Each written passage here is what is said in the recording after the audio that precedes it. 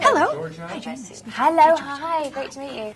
Hi, ladies. How are you today? So good, how are you? I'm good. I saw the movie yesterday. Oh. Fantastic. Good. Now, I hope you guys had as much fun making it as I had watching it.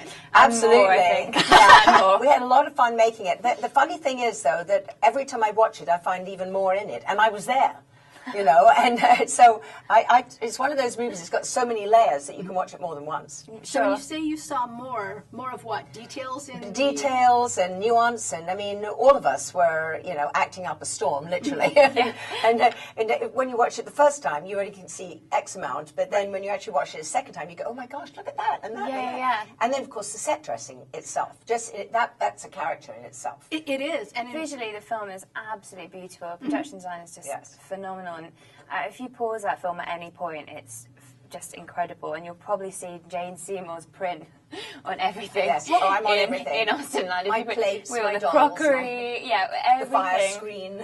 Well, I was actually going to ask that.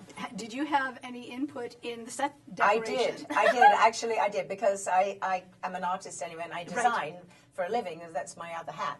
And we became really good friends, and I said, listen, if you really want to go all the way, I said, I hate to say it, but I actually have a line of porcelain dolls in my image, which I can get hold of for you. And she said, oh, please send them. So I sent them, and the next thing I knew, I came there, and the set was surrounded with, you know, me in various Regency outfits. Phenomenal. It was phenomenal. Oh, wow. I wish I had some porcelain dolls of me.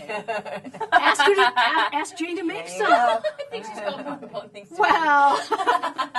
So did you both have any input in your costumes as well, like certain colors you wanted or certain styles or anything like that? We had a phenomenal costume designer. She was extraordinary, and they had sort of already got a colour palette for us all. And also, especially the guests, you know, you have the copper package or the platinum like myself, so I got all the really good dresses because I got the money. And I said, I'm a peacock, I'm a peacock, I'm a peacock, hence the big teal dress.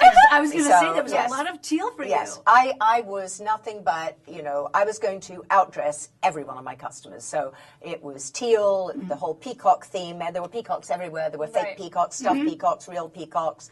Peacocks in the food.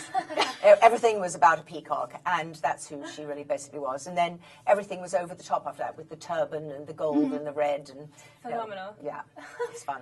So when did you both get involved in the project? Did you get involved early, or, you know, when they were first working on the script? Or did they come to you after everything was written? We got sent the scripts, you know, in pre-production. They were like during casting.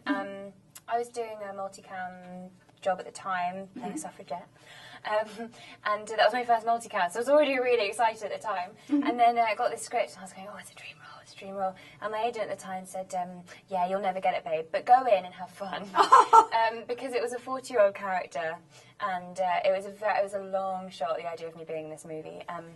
And I was just such a massive, awkward fan of Drusha Hess's that I just wanted to get in the room anyway. So I remember running, I cycled from rehearsals for this multicam show up to North London to meet Drusha.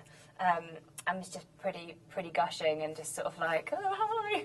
And that's why she got it. She got it that way. I got it because my agent said they'd really like you, but you have to be hired as a local hire, which means that you have to actually pretend that you're living here, you know, have your own, get yourself over there, pay your own everything. So that was really quite funny. So I was local hire. I lived in Kew with my sister, and then Drusha hired her to play the maid behind me. So the maid that's behind me that's doing all that. Is your sister? And remember when she was the sheep, where she goes bleat?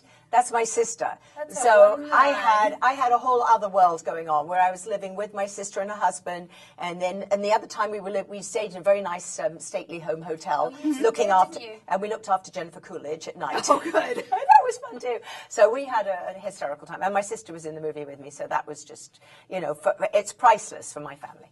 Well, thank you so much. You're this welcome. has been great. And now when you get it, you'll be able to say, see what we did? Yeah. Thank you both. Thank you.